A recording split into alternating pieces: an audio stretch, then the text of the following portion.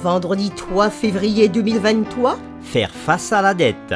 c'est avec plaisir que nous vous accueillons sur votre chaîne L'Aventure dans la Parole. Tout au long de cette semaine, nous avons pu partager des moments de réflexion enrichissants autour du sujet de faire face à la dette. Que Dieu nous accorde encore sa grâce, sa bénédiction et sa paix pour ce jour dans sa parole. Et comme à chaque fois, nous vous invitons à marquer votre appréciation en likant, en vous abonnant, en laissant un commentaire et en partageant le lien de la chaîne avec tous vos contacts. Le texte à mémoriser de cette semaine que nous vous invitons à dire avec nous se trouve dans Proverbes chapitre 22, le verset 7. Le riche domine sur les pauvres, et celui qui emprunte est l'esclave de celui qui prête. Nous vous invitons à le redire encore avec nous dans Proverbes chapitre 22, le verset 7. Le riche domine sur les pauvres, et celui qui emprunte est l'esclave de celui qui prête.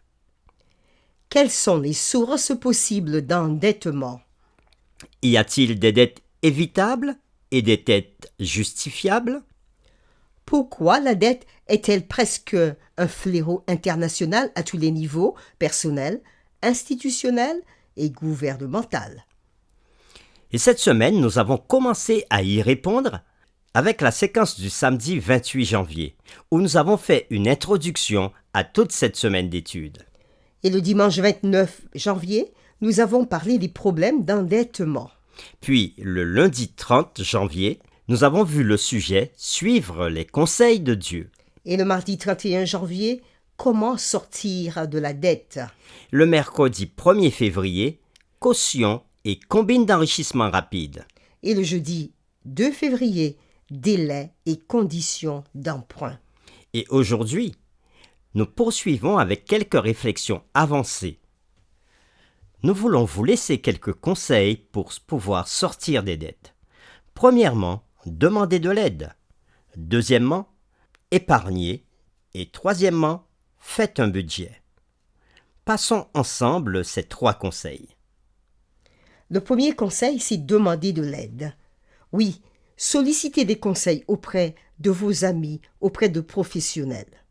Parfois, il est nécessaire de reconnaître la condition de l'endettement et de demander l'aide de ses amis ou encore de sa famille.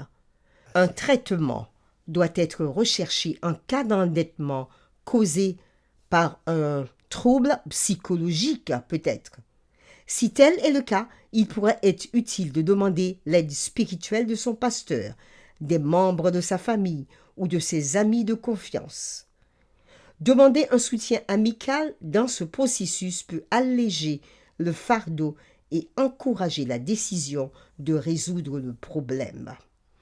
Oui, le livre de Proverbes dit ceci. Mais l'humilité précède la gloire.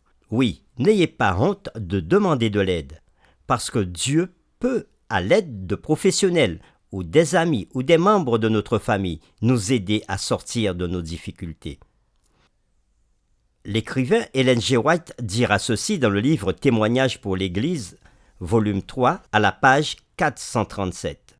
Le peuple de Dieu devrait considérer les avantages à tirer de la consultation, de la sagesse et de l'expérience des personnes chevronnées et des professionnels en finance et en psychologie, car ils réussissent quand il y a de nombreux conseillers, comme nous le dit Proverbe chapitre 15, le verset 22. Si ceux dont la vie n'est pas un succès voulaient se laisser instruire, ils pourraient s'entraîner eux-mêmes à des habitudes de renoncement et de stricte économie, et ils auraient la satisfaction de donner au lieu de recevoir. Fin de citation. Oui, demander de l'aide et la sagesse divine. L'aide divine peut venir sous forme de discernement. Dans la Bible, une gestion sage est un don de Dieu. Le sage déclare dans Proverbes chapitre 24, le verset 4, « C'est par la science que les chambres se remplissent de tous les biens précieux et agréables. » Tout comme l'apôtre recommande de le faire dans 1 Corinthiens chapitre 12, verset 31, quand il dit « Aspirez aux dons les meilleurs », nous pouvons aussi Demandez à Dieu la sagesse de prendre soin de nos finances, surtout en période de difficultés économiques. Cette recherche de sagesse est conseillée dans la Bible, particulièrement dans Jacques chapitre 1, qui nous dit que celui qui manque de sagesse la demande à Dieu. Le mot science, dans Proverbe chapitre 24, le verset 4, signifie la perception, la capacité et le discernement pour les relations d'affaires. Par conséquent, la prospérité matérielle est précédée par des principes d'affaires bibliquement sains sur la façon d'améliorer la gestion de l'argent que Dieu a placé entre nos mains.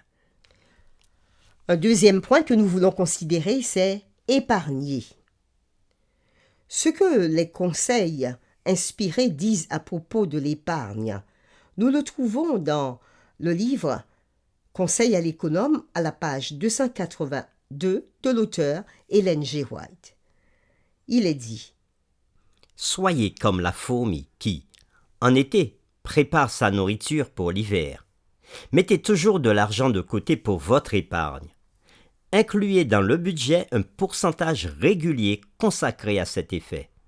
Le fait d'épargner pour l'avenir était un sage conseil donné par Dieu à Joseph en Égypte. Nous pouvons le voir dans Genèse chapitre 41, versets 46 et 47. Épargnez pour en avoir assez pour l'avenir ou pour une période de crise. Ne dépensez pas si vous n'en avez vraiment pas besoin. Du plus haut placé au plus humble, les ouvriers de Dieu doivent apprendre à économiser. Fin de citation. Le troisième point que nous voulons voir, c'est faire un budget.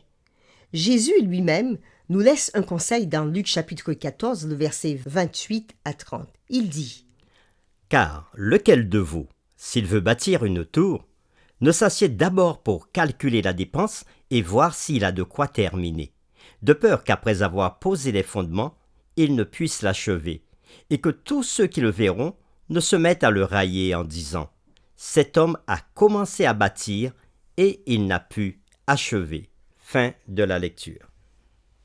Le budget est un outil de planification financière pour gérer les revenus et les dépenses. La budgétisation est importante car, sans planification, il est impossible de s'attendre à un succès dans une entreprise.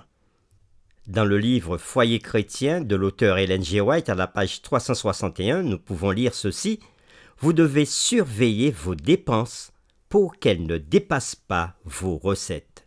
Fin de citation. Priez lorsque vous préparez un budget. Prévoyez de mettre Dieu en premier, selon ce que le Christ nous demande de faire dans Matthieu chapitre 6, le verset 33, où il nous invite à rechercher premièrement le royaume de Dieu et sa justice. Soyez réaliste et consultez les autres membres de votre famille sur ce qui est le mieux pour tous les membres de votre famille. La Bible désapprouve fortement ceux qui ne prennent pas soin des leurs. Dans 1 Timothée chapitre 5, le verset 8, l'apôtre Paul dit ceci: Si quelqu'un n'a pas soin des siens, et principalement de ceux de sa famille, il a renié la foi et il est pire qu'un infidèle. Fin de citation. Donc, incluez les besoins des moins privilégiés dans votre budget, car le fait de prendre soin d'eux fait partie des principes de la religion pure et sans tache devant Dieu, notre Père, comme le dit Jacques chapitre 1, le verset 27. Pour terminer, voici quelques sources possibles d'endettement. Premièrement, la dette qui échappe à notre contrôle causée par des catastrophes naturelles, des maladies ou des guerres. Deuxièmement, la vulnérabilité personnelle qui vient du manque de sagesse financière et d'expérience, de capacité ou d'instruction. Troisièmement, la complaisance à la suite de mauvaises habitudes, de vantardise et de gaspillage. Quatrièmement, la dette nécessaire qui peut survenir en raison de certains investissements commerciaux, de l'accession à la propriété et de l'éducation des enfants.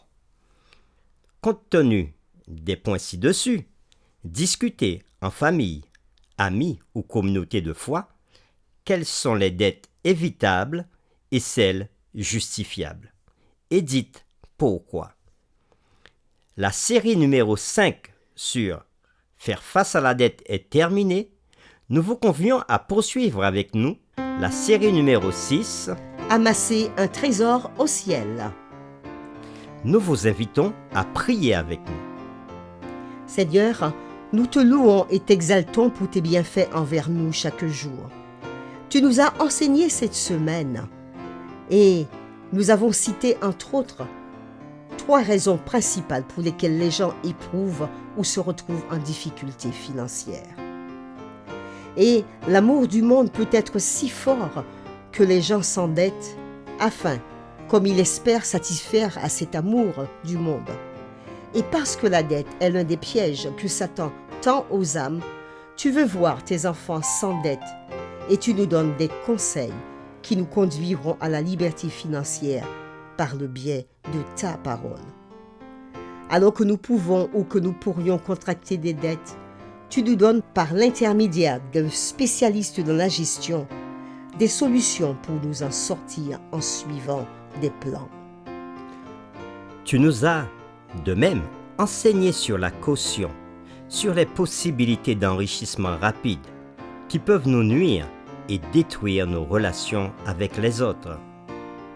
Nous avons appris que dans l'ancien Israël, tu avais mis des lois pour empêcher l'endettement à vie et l'enrichissement excessif de certains.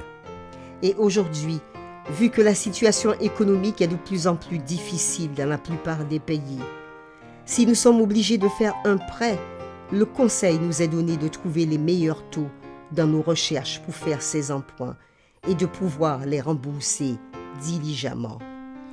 Merci de toucher nos cœurs par le Saint-Esprit pour reconnaître tes conseils judicieux et les appliquer à nos transactions financières. C'est au nom de Jésus que nous te prions. Amen.